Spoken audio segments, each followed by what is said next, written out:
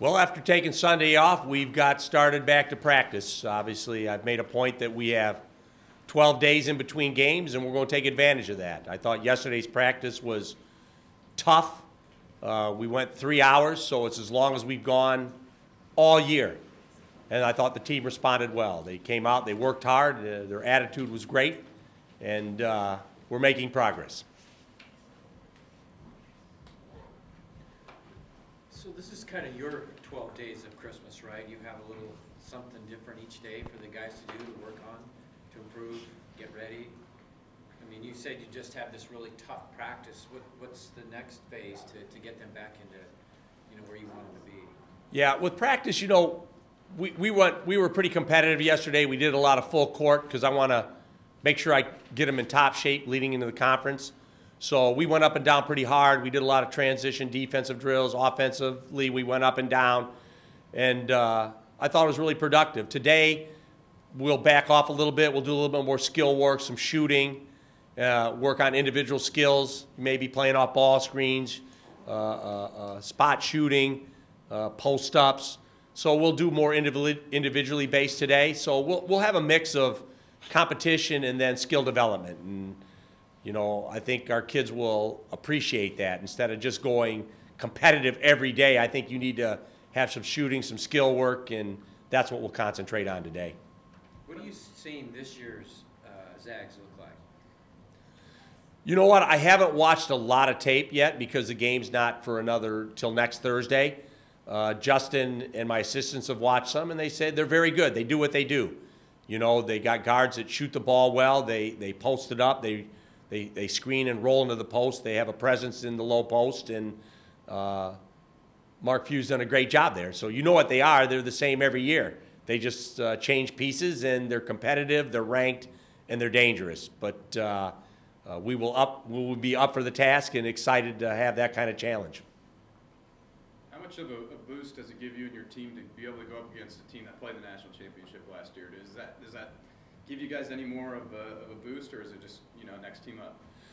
I think it's less to do with them playing for the national championship than the fact that they're ranked this year, because they have a lot of different pieces. I think they lost 4 starters off that team, but in typical Gonzaga fashion, they have guys that have been in the program, that redshirted, that transferred, that are stepping up and playing new roles.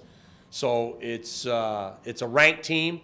It's a different team, but they're ranked, and to have a ranked team coming into our building is always exciting, and I know the kids will be excited to get out there after a long layoff and play against them. Is there an injury update on Trey?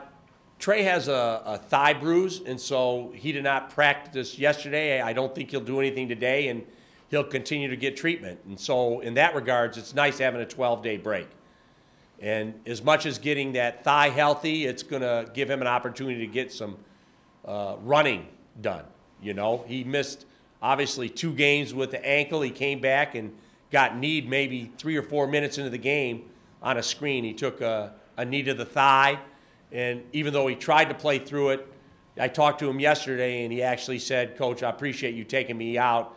As much as I wanted to be in there, I knew I wasn't effective, and I appreciate you taking me out and not letting me play with that." And so he came out, and we shut him down. He got on the exercise bike. We iced him.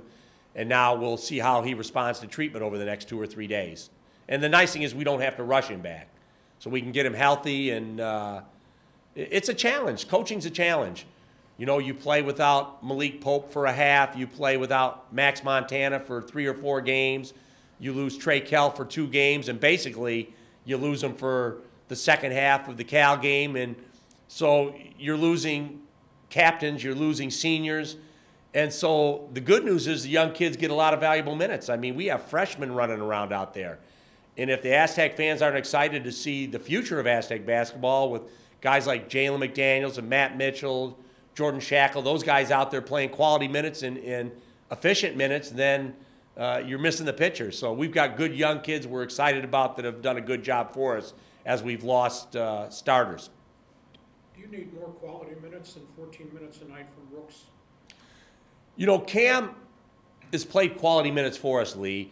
And the thing is, when you talk about the power forward and the center position, It's different than guards. You have 3 guards out there basically, whether you call them a wing and 2 guards. So there's 3 people to play those spots, and so there's more minutes there. And all of a sudden you talk about Rooks and Narain and Montana and McDaniels and Pope. You've got 5 guys that play 2 positions. And so if a guy gets off to a good start and he's the hot hand, we'll ride that hand longer. You know, Jalen McDaniels, Ala Bradley, where he had, I think, 12 points, 14 rebounds, we rode him longer. And Cam, at the start of the Cal game, we didn't get off to the start we wanted in either half. And it's not directly related to Cam, but we had to make a change. And we were going to leave Malik Pope in and then give the other guys opportunities. So, you know, I've talked to Cam. Cam's all about the team. Cam's all about winning. And I think as frustrated as he was that maybe he didn't get to play against his old team as much as he wanted to, he's responded like a champion. He's about the team. He's about the right things. He's about getting better. And so it's game to game. Cam may come out against Gonzaga and play 30 minutes. You know, it all depends on how well you're playing because I've got great depth. And so if you're playing well, you'll play more minutes. You've had a chance a couple of days to digest the Cal loss, and I'm sure watched the tape a few times. What are your thoughts now you've had a few days afterwards? Right now? You know, the Cal game was it seems a little strange, but it was a flashback to our Gonzaga game to open the year a year ago. You know, we thought they'd man us most of the game, maybe mix a little zone in, and then they played 8/10 of the game in zone last year, Gonzaga did. I had a feeling that Cal might zone because you know, they're young kids and they're a work in progress too. And so they opened the year trying to press and play up-tempo, and it didn't serve them well. And then they got beat at home by Central Arkansas, a team that took UCLA to overtime. I know people get caught up in the name of a team, but Central Arkansas is pretty good.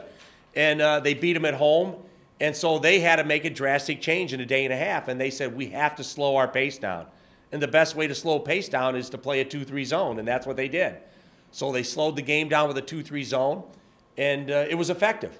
You know, we didn't shoot the ball well, and I think everybody knows against a zone, you want inside out, you want post touches, but you have to, at some level, shoot the 3-ball in against a zone. That's what the zone gives you is open threes, and I thought we had a lot of good looks that didn't go in.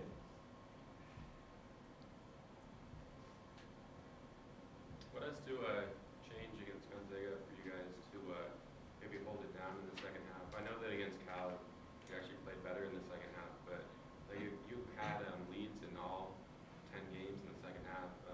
If you get up against Gonzaga again, what has to change for you guys to hold on to that lead in the second half? You know, it's obviously turnovers, taking care of the ball. You know, that's critical in any game. I think the live ball turnover at the end of Cal, you know, even if we missed a bad shot, we'd have had a chance to come back and defend. But when you turn the ball over and you give a guard a run out and foul him, you know, they don't, it's something they didn't have to even though they earned the basket with their defense, we didn't have a chance to get back and play 5-on-5. So even a bad shot at that point would have been better than a turnover. So we have to take care of the ball. That's every team in the country. I like the grit of my team. I mean, I think we saw against Georgia in Anaheim, we got behind early, we fought back. You get behind early in the second half to Cal, 14 down, and you fight back and you take a 4-point lead. Unfortunately, we weren't able to hold on to it. But that's where you hope maybe you get a chance to get maybe a senior in the game like Trey Kell, who's been through it, to maybe be the guy that has the ball in his hands. But we didn't have that opportunity. So sometimes it's putting your team in the best position to win games, and obviously players have to make plays at the end of games for that to happen.